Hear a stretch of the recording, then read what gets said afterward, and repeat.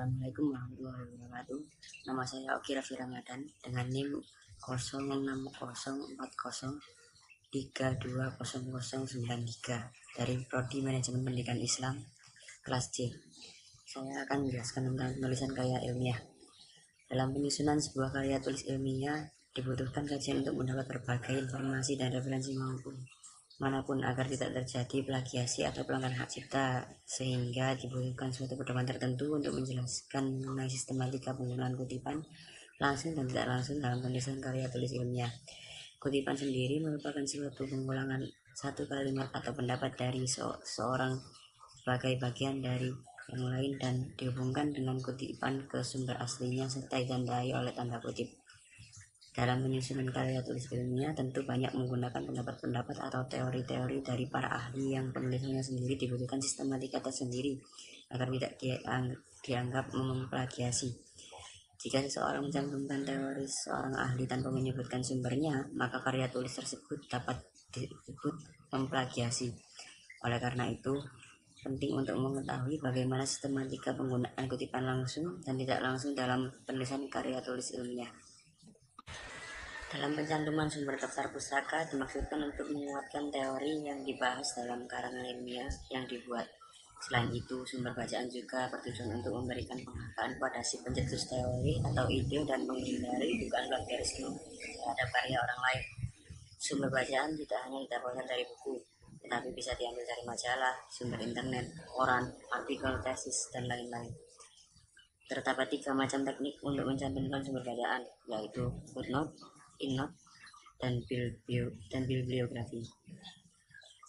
Berdasarkan dengan latar belakang yang telah terurai, maka kami rumuskan masalah sebagai berikut.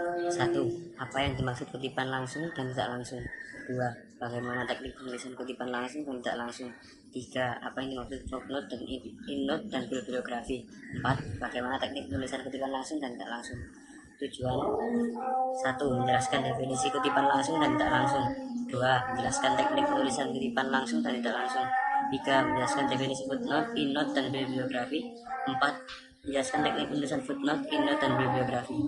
Assalamualaikum warahmatullahi wabarakatuh. Nama saya Quratul Aini Dewiyah dari Prodi Manajemen Pendidikan Islam dengan nomor NIM 060403200094 pada kelas C. Pada pembahasan kutipan langsung dan tidak langsung. Sebelumnya, kutipan adalah salinan kalimat, paragraf, atau pendapat dari seseorang atau ucapan orang yang terkenal karena keahliannya, baik yang terdapat dalam buku, jurnal, baik dari media cetak maupun elektronik. Menurut Kamus Besar Bahasa Indonesia, mengutip adalah mengambil perkataan atau kalimat dari buku atau yang lainnya. Mengutip itu berbeda dengan plagiat. Kutipan dibagi menjadi 2, yaitu kutipan langsung dan kutipan tidak langsung. Kutipan langsung merupakan pernyataan atau kalimat yang ditulis dalam susunan kalimat aslinya, tanpa mengalami perubahan sedikit pun. Pengutip tidak diperkenankan untuk mengubah atau menghilangkan apapun dari pernyataan yang diambil dengan kutipan langsung. Bahan yang dikutip harus ditulis dengan secara tepat, seperti apa adanya, sesuai sumber termasuk ejaannya. Sedangkan kutipan tidak langsung merupakan pernyataan atau kalimat yang hanya mengambil intisari. Dalam penulisan kutipan langsung dapat dibedakan menjadi 2 teknik, yaitu kutipan yang lebih dari 4 baris dan kutipan yang kurang dari 4 baris. Dalam penulisan kutipan tidak lebih dari 4 baris, cara penulisannya adalah yang pertama, penulisan diletakkan menyatu dengan teks non-kutipan dalam suatu alinea. Yang kedua, untuk menunjukkan kutipan tersebut, maka kutipan diawali dan diakhiri dengan tanda petik. Yang ketiga, kutipan diikuti dengan nama pengarang atau tahun terbit serta halaman dari sumber kutipan yang diambil. Yang keempat, sumber rujukan dapat ditulis langsung sebelum atau sesudah kutipan. Yang kelima, jika mengutip bagian awal dan akhir, sedangkan kalimat tengah tidak diperlukan, maka kalimat tengah dapat diisi dengan tanda titik-titik, yaitu sebanyak 3 kali, dan yang keempat merupakan tanda akhir kalimat. Yang keenam, kutipan diketik dengan spasi 1,15. Selanjutnya, cara penulisan kutipan yang terdiri dari 4 baris atau lebih. Cara penulisannya adalah kutipan diketik dengan 1 spasi. Yang kedua, karena termasuk kutipan yang panjang, maka dipisahkan dari teks dengan jarak spasi 2,5. Yang ketiga, sumber rujukan ditulis langsung sebelum teks kutipan. Yang keempat, sumber rujukannya terdiri dari nama pengarang, tahun terbit, serta halaman dari sumber yang dikutip. Selanjutnya, kutipan diawali dan diakhiri dengan tanda petik. Adapun cara mengutip dari kutipan tidak langsung. Yang pertama, kalimat yang mengandung pokok pikiran dari kutipan tersebut ditulis dengan spasi rangkap atau spasi 2. Yang kedua, semua kutipan harus melampirkan sumber rujukan, yaitu nama penulis gagasan dan tahun terbit. Yang ketiga, sumber rujukan harus ditulis sebelum atau sesudah kalimat yang mengandung kutipan. Yang keempat, penulis kutipan tidak perlu diberi tanda petik.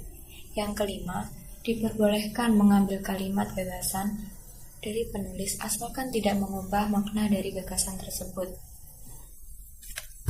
Selanjutnya, ada penulisan footnote, endnote, dan bibliografi. Footnote memuat keterangan yang tercantum pada kaki halaman sebagai petunjuk sumber bacaan, perluasan pembahasan yang tidak relevan jika dimasukkan ke dalam teks, dan keterangan makna bahasa asing. Kutipan yang ditulis dalam bentuk footnote menggunakan kode angka pada bagian kutipan yang dicantumkan. Keterangan kode angka diberikan pada bagian kaki halaman yang memuat informasi lengkap mengenai rujukan. Endnote atau text notion adalah pengutipan dan penulisan rujukan yang berada pada badan teks suatu karya ilmiah. Sumber kutipan disertakan dalam tanda kurung yang berisi informasi nama akhir penulis sumber, tahun, dan halaman. Ada 2 cara mengutip, yaitu kutipan langsung dan kutipan tidak langsung. Kutipan langsung ditulis dengan menyalin informasi sesuai dengan sumber. Kutipan tidak langsung merupakan penulisan kutipan dengan menyaring informasi sumber rujukan, kemudian disajikan dalam bahasa atau pemaparan yang berbeda. Berikut adalah hal-hal yang perlu diperhatikan selama menulis bibliografi. Yang pertama, judul atau tulisan daftar pustaka ditulis dengan huruf kapital dan diletakkan di tengah. Yang kedua, menggunakan jenis alenia menggantung atau hanging. Yang ketiga, spasi antar baris atau referensi adalah 1. Sedangkan spasi antar baris antara referensi 1 dengan referensi lainnya adalah 2. Yang keempat, penulisan nama dibalik dan tidak menggunakan gelar. Apabila penulis lebih dari 1, maka penulis kedua dan ketiga tidak dibalik. Jika penulis lebih dari 3, maka nama yang ditulis adalah penulis pertama, kemudian tanda koma, lalu DKK. Yang kelima, daftar pustaka ditulis berdasarkan urutan abjad dari nama belakang penulis.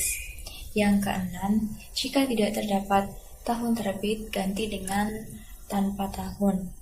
Yang ketujuh, jika seorang penulis menerbitkan buku lebih dari 1 dalam setahun dan semua bukunya dipakai sebagai referensi, maka tulis terlebih dahulu buku yang terbit pertama kali, lalu diikuti buku yang kedua, dan tahun diberi kode A, B, dan C, dan seterusnya. Untuk buku kedua, ketiga, dan seterusnya, nama pengarang diganti dengan tanda strip. atau garis bawah. Yang kedelapan, jika tidak terdapat nama pengarang, maka gunakan nama institusi yang menerbitkan. Yang kesembilan, jika dalam 5 tahun terdapat sumber bacaan yang sama, maka gantikan judul buku dengan tanda garis bawah atau strip nama pengarang. Tahun, kota, dan penerbit ditulis seperti biasa. Yang ke-10, penulisan judul buku menggunakan huruf miring, sedangkan judul artikel diapit tanda kutip. Yang 11, penulisan nama koran dan situs menggunakan huruf miring, dan untuk referensi dari internet sertakan tanggal, waktu, dan tempat pengaksesan bila diperlukan. Assalamualaikum warahmatullahi wabarakatuh. Perkenalkan, nama saya Rafin Aldin Ramadan dengan NIM 060403200095 dari Prodi Manajemen Pendidikan Islam kelas C. D. Teknik penulisan footnote, endnote, dan bibliografi. Yang pertama, cara menulis footnote. 1. Gelar seseorang tidak dicantumkan. 2. Jika teks di atas berupa paragraf, maka footnote juga harus berupa paragraf. Namun jika teks tidak berupa paragraf atau rata kanan kiri, maka footnote pun demikian. 3. Penomoran. Penomoran menggunakan angka 1, 2, 3, dan seterusnya. Angka ditulis agak atas sedikit atau superscript. Yang keempat, penulisan singkatan ibid, logcheat, dan opcheat menggunakan huruf kecil. 5. Penulisan judul buku menggunakan huruf miring, atau sedangkan judul artikel diapit tanda kutip. 6. Penulisan nama orang tidak dibalik. Yang ke-7, penulisan nama koran dan situs menggunakan huruf miring. Dan terakhir, 8. Untuk referensi dari internet, sertakan tanggal, waktu, dan tempat pengaksesan bila diperlukan. Dalam jenis tata pengutipan endnote, ada 2 cara mengutip, yaitu kutipan langsung dan kutipan tidak langsung. Kutipan langsung ditulis dengan menyalin informasi sesuai dengan sumber, sedangkan kutipan tidak langsung merupakan penulisan kutipan dengan menyaring informasi sumber rujukan, kemudian disajikan dalam bahasa atau pemaparan yang berbeda.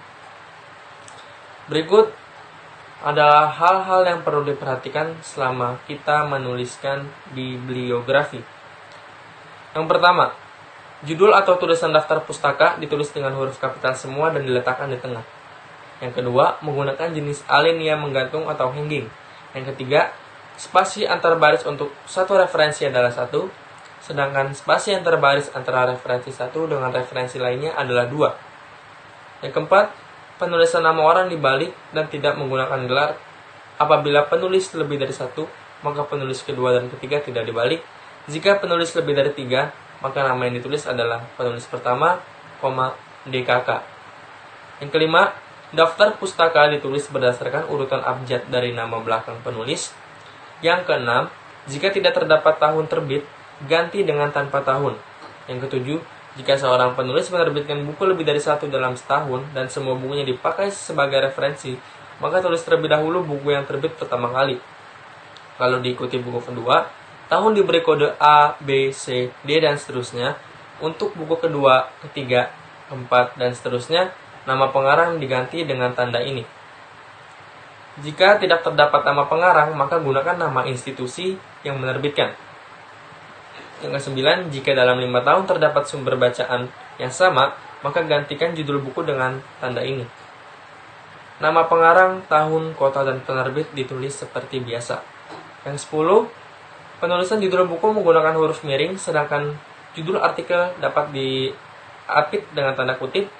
Yang ke-11, penulisan nama koran dan situs menggunakan huruf miring, dan untuk referensi dari internet, sertakan tanggal, waktu, dan tempat pengaksesan bila diperlukan. Berikut adalah materi yang dapat kelompok kami sampaikan. Kurang lebihnya kami mohon maaf. Wabillahi taufiq wal hidayah. Wassalamualaikum warahmatullahi wabarakatuh.